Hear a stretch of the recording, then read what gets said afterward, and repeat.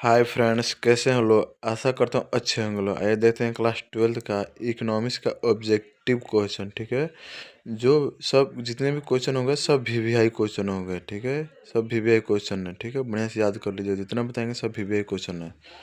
देखिए first number question है, व्यष्टि अर्थशास्त्र में सम्मिलित होती है। व्यष्टि अर्थशास्त्र में सम्मिलित होती है, क्या सम्मिलित होती है? तो ए व्यक्तिगत इकाई, बी छोटे चर, सी व्यक्तिगत मूल्य निर्धारण, डी उपयुक्त सभी।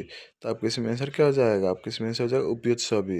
यानी क्योंकि व्यष्टि अर्थशास्त्र में छोटे चर विचरण सवालों का ही अध्ययन किया, जैसे व्यक्तिगत इकाई, छोटे चर, व्यक्तिगत मूल्य निर्धारण, उपयुक्त सभी।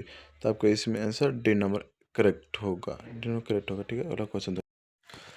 अगला क्वेश्चन है, उपभोक्ता व्यवहार का अध्ययन किया जाता है। उपभोक्ता व्यवहार का अध्ययन किया जाता है ए सूक्ष्म अर्थशास्त्र में, बी आय विश्लेषण में, सी समष्टि अर्थशास्त्र में, डी उपयुक्त में से कोई नहीं। तो क्या पूछा? उपभोक्ता व्यवहार का अध्ययन किया जाता है, यानी व्यक्तिगत हो जाएगा यहाँ पर। तो आपके इसमें आंसर क्या जाएगा? आपके इसमें आंसर ए नंबर हो जाएगा, सूक्ष्म अर्थशास्त्र में किया जाता है। उपभोक्ता व्यवहार का अध्ययन किस अर्थशास्त्र में किया जाता है? तो सूक्ष्म अर्थशास्त्र में होगा। आपके इसमें आंसर ए नंबर करेक्ट होगा। ठीक है, चलिए अगला नंबर क्वेश्चन देखते हैं। अगला क्वेश्चन है, व्यष्टि अर्थशास्त्र के अंतर्गत निम्न में से किसका अध्ययन किया जाता है? व्यष्टि अर्थशास्त्र के अंतर्गत ए व्यक्तिगत इकाई, बी आर्थिक समग्र, सी राष्ट्रीय आय, डी उपयुक्त में से कोई नहीं। तो आपका इसमें आंसर क्या हो जाएगा? क्या पूछ रहे हैं? व्यष्टि अर्थशास्त्र के अंतर्गत निम्न से किसका अध्ययन किया जाता है?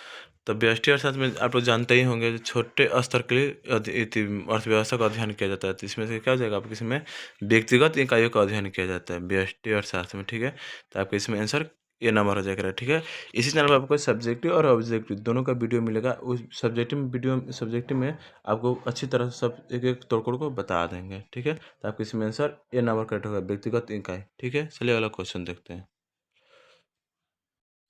अगला क्वेश्चन है, समष्टि अर्थशास्त्र के अंतर्गत निम्न में से किसका अध्ययन किया जाता है? समष्टि अर्थशास्त्र के अंतर्गत निम्न में से किसका अध्ययन किया जाता है? ए राष्ट्रीय आय, बी पूर्ण रोजगार, सी कुल उत्पादन, डी उपयुक्त सभी। तो इसमें आंसर कैसे हो जाएगा?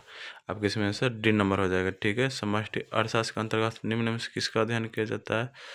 तो राष्ट्रीय आय का भी किया जाता है, पूर्ण रोजगार का भी किया जाता है, कुल उत्पादन का भी किया जाता है, और उपयुक्त सभी। आपके इसमें आंसर डी नंबर करेक्ट होगा। ठीक है, समष्टि अर्थशास्त्र के अंतर्गत। अब व्यष्टि अर्थशास्त्र के अंतर्गत केवल एक व्यक्तिगत इकाई तक किया जाता है। ठीक है, तो आपके इसमें आंसर डी नंबर होगा, समष्टि अर्थशास्त्र का। ठीक है, चलिए अगला क्वेश्चन देखते हैं। अगला क्वेश्चन है, व्यष्टि अर्थशास्त्र की शाखाएं कौन सी है? व्यष्टि अर्थशास्त्र की शाखाएं कौन सी है? तो ए वस्तु की कीमत निर्धारण, बी साधन की कीमत निर्धारण, सी आर्थिक कल्याण, डी उपयुक्त सभी। तो आपके इसमें आंसर कौन सा हो जाएगा? आपके इसमें आंसर डी हो जाएगा, क्योंकि ये इसकी शाखाएं वस्तु कीमत निर्धारण भी है, साधन की कीमत निर्धारण भी है, और आर्थिक कल्याण। आपके इसमें डी नंबर करेक्ट होगा सब। ठीक है, चलिए अगला क्वेश्चन देखते हैं। अगला क्वेश्चन है, उत्पादन के निम्न में से कौन सा साधन है? उत्पादन के निम्न में से कौन सा साधन है? तो ए भूमि है, बी पूंजी है, सी श्रम है, डी उपयुक्त सभी। तो आपके इसमें से कौन सा क्या उत्पादन के निम्न में से कौन सा? उत्पादन के साधन पूछे तो भूमि भी हो ही जाएगा, पूंजी लगभग करेगा, श्रम लगभग करेगा। तो आपके इसमें से क्या जाएगा? आपके इसमें सर डी नंबर होगा करेक्ट। ठीक है, उत्पादन के निम्न में से कौन सा साधन है? तो उत्पादन के साधन भूमि भी है, पूंजी भी है, श्रम भी है, उपयुक्त सभी। डी। इसमें 5 प्रकार का होता है, लेकिन इसमें 3 ही दिया। ठीक है, तो ये तीनों होगा। ठीक है, आपके इसमें आंसर करेक्ट डी नंबर होगा। चलिए ठीक, अगला क्वेश्चन देखते हैं। अगला क्वेश्चन है, माइक्रोज जिसका अर्थ होता है छोटा, निम्न में से कौन सा शब्द है? माइक्रोज जिसका अर्थ होता है छोटा, निम्न से कौन सा शब्द है? तो ए अरबी है, बी जर्मन है, सी अंग्रेजी है, डी ग्रीक है। तो आपके इसमें से कौन सा? आपके इसमें आंसर हो जाएगा, क्या पूछ रहे? माइक्रोज में जिसका अर्थ छोटा होता है, कौन सा शब्द है? तो आपके इसमें हो जाएगा डी नंबर। ठीक है, ग्रीक शब्द है ये। ठीक है, माइक्रोज कौन सा शब्द है? तो ग्रीक शब्द है जिसका अर्थ होता है छोटा। ये ग्रीक शब्द है, ग्रीक का। आपके इसमें आंसर डी नंबर करेक्ट होगा। ठीक है, अगला क्वेश्चन। अगला क्वेश्चन है, आर्थिक क्रियाओं के अध्ययन के संदर्भ में अर्थशास्त्र को 2 शाखाओं व्यष्टि और समष्टि में निम्न में से किसने विभाजित किया? यानी 2 भागों में किसने विभाजित किया है? तो मार्शल ने, बी रिकॉर्डो ने, सी रैगनर फ्रिंच ने, डी इनमें से कोई नहीं। ठीक है, तो आपको इसमें क्या आंसर हो जाएगा? आपको इसमें आंसर हो जाएगा रैगनर फ्रेंच ने। ठीक है, सी नंबर आपको इसमें करेक्ट होगा। आर्थिक क्रियाओं के अध्ययन के संदर्भ में अर्थशास्त्र को कितने भागों में बांटा गया है? तो 2 भागों में, समष्टि अर्थशास्त्र और व्यष्टि अर्थशास्त्र। ठीक है, तो इसको किसने विभाजित किया है? तो रैगनर फ्रेंच ने विभाजित किया है। ठीक है, तो आपको इसमें से करेक्ट सी नंबर होगा। ठीक है, चलो अगला क्वेश्चन देखते हैं। अगला क्वेश्चन है, किसने कहा था कि अर्थशास्त्र धन का विज्ञान है? किसने कहा कि अर्थशास्त्र धन का विज्ञान है? तो ए मार्शल ने, बी राचिंद्रन ने, सी एडम स्मिथ ने, डी जेके मेहता ने। तो आपको इसमें आंसर क्या जाएगा? आपको इसमें आंसर हो जाएगा एडम स्मिथ ने। ठीक है, इसमें ने। ठीक है, आपको इसमें सी नंबर कटेगा। किसने कहा था कि अर्थशास्त्र धन का विज्ञान है? तो एडम स्मिथ ने। ठीक है, सी नंबर आपको इसमें करेक्ट आंसर होगा। ठीक है, अगला क्वेश्चन देखते हैं। ठीक है, अगला क्वेश्चन है, सीमित साधन एवं असीमित आवश्यकता का विचार किसने दिया था? सीमित साधन एवं असीमित आवश्यकता का विचार किसने दिया? ए एडम स्मिथ, बी मार्शल ने, सी रॉबिन्स ने, डी सैमुअल्स ने। ठीक है, तो आप इसमें क्या, सीमित साधन एवं असीमित आवश्यकता का विचार किसने दिया था? तो आपको इसमें आंसर जो रॉबिन्सन ने। ठीक है, सी नंबर आपको इसमें आंसर होगा सही। ठीक है, सी नंबर रॉबिन्सन। ठीक है, अगला क्वेश्चन देखते हैं। अगला क्वेश्चन है, निम्न में किस आधार स्तंभ पर आर्थिक समस्याओं का ढांचा खड़ा है? निम्न में किस आधार स्तंभ पर आर्थिक समस्याओं का ढांचा खड़ा है? तो ए असीमित आवश्यकता है, सीमित साधन, ए, ए और बी दोनों उपविधियों में से कोई नहीं था। इसमें आंसर कैंसिल हो जाएगा। आपका इसमें आंसर सी नंबर होगा करेक्ट, क्योंकि आर्थिक ऐसे हम लोग के पास साधन है जो सीमित है, आवश्यकता असीमित है। जैसे कि हम लोग 4 रुपये कमाते हैं, हम लोग खर्च के लिए इच्छा अनंत होती है, उसी प्रकार तो साधन सीमित है और आवश्यकता असीमित है। तो आपके इसमें आंसर कौन सा सी नंबर होगा करेक्ट। ठीक है, अगला क्वेश्चन देखते हैं। अगला क्वेश्चन है, निम्न में से कौन सा कथन सही है? निम्न में से कौन सा कथन सही है?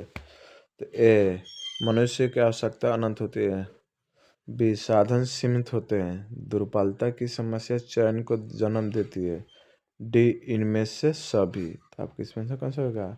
मनुष्य के साधन आवश्यकता अनंत होती है, साधन सीमित है, दुर्बलता की समस्या चयन को जन्म देती है। तो आपका इसमें आंसर डी नंबर करेक्ट होगा। ठीक है, इसको हम विस्तृत रूप से एक एक करके इसकी जब सब्जेक्टिव का वीडियो बनाएंगे ना, तो उसमें सब बता देंगे। ठीक है, इसी चैनल पर आएगा, इस हर विषय का सब्जेक्टिव और ऑब्जेक्टिव। ठीक है, तो आपके इसमें आंसर डी नंबर होगा करेक्ट। ठीक है, चलिए अगला क्वेश्चन देखते हैं। अगला क्वेश्चन है, अर्थव्यवस्था की केंद्रीय समस्या कौन सी है? अर्थव्यवस्था की केंद्रीय समस्या कौन सी है?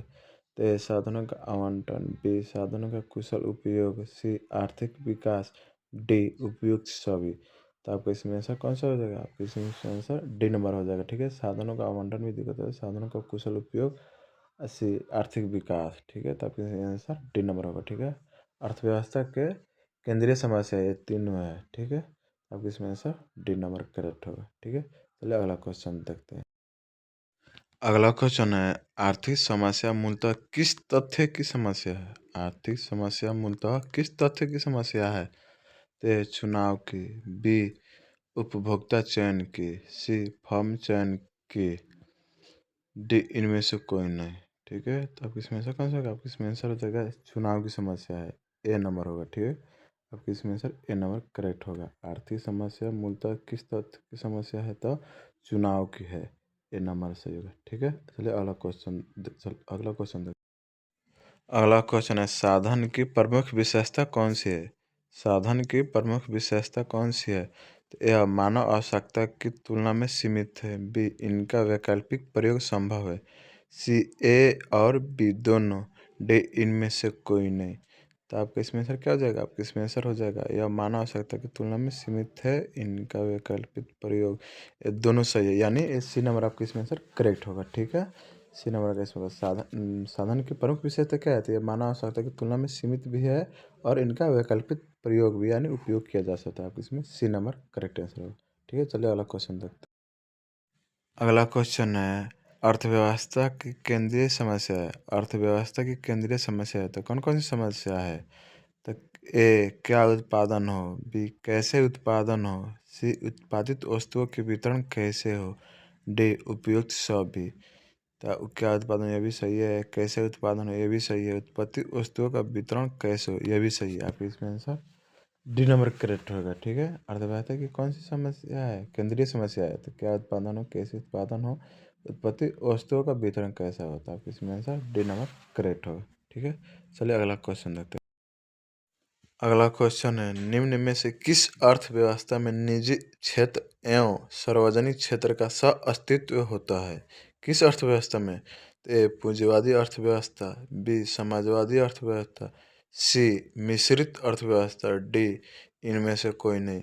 तो आपके इसमें आंसर कौन सा हो जाएगा, निजी, निम्न में से किस अर्थव्यवस्था में निजी क्षेत्र एवं सार्वजनिक क्षेत्र में सह अस्तित्व रहता है। तो आपके इसमें आंसर हो जाएगा सी नंबर। ठीक है, मिश्रित अर्थव्यवस्था में निजी एवं सार्वजनिक क्षेत्र का अस्तित्व रहता है। ठीक है, इसलिए इसे मिश्रित अर्थव्यवस्था कहते हैं। तो इसका आंसर आपको सी नंबर करेक्ट होगा। ठीक है, चलो अगला क्वेश्चन देखते हैं।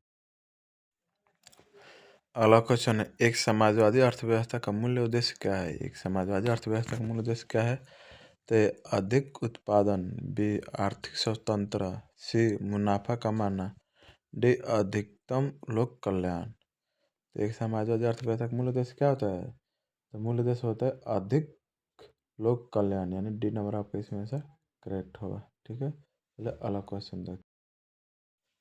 अगला क्वेश्चन है, किस अर्थव्यवस्था में कीमत तंत्र के आधार पर निर्णय लिए जाते हैं। तो किस अर्थव्यवस्था में, तो पूंजीवादी, बी इनमें से कोई नहीं, सी समाजवादी, डी मिश्रित। ठीक है, तो आपके इसमें आंसर हो जाएगा ए नंबर, पूंजीवादी अर्थव्यवस्था में। ठीक है, ए नंबर करेक्ट होगा। ठीक है, अगला क्वेश्चन। अगला क्वेश्चन है, अर्थशास्त्र की विषय वस्तु का अध्ययन किन शाखाओं के अंतर्गत किया जाता है। अर्थशास्त्र की, ए व्यष्टि अर्थशास्त्र के अंतर्गत, बी समष्टि अर्थशास्त्र, सी उपरोक्त दोनों, डी उपरोक्त में से कोई नहीं। तो आपके इसमें आंसर कौन सा होगा, अर्थशास्त्र की विषय वस्तु का अध्ययन कहते हैं तो किन दो प्रकार के होते हैं, व्यष्टि होता है, एक समष्टि होता है। तो यानी आपका इसमें आंसर सी नंबर हो जाएगा। ठीक है, अगला क्वेश्चन देते हैं।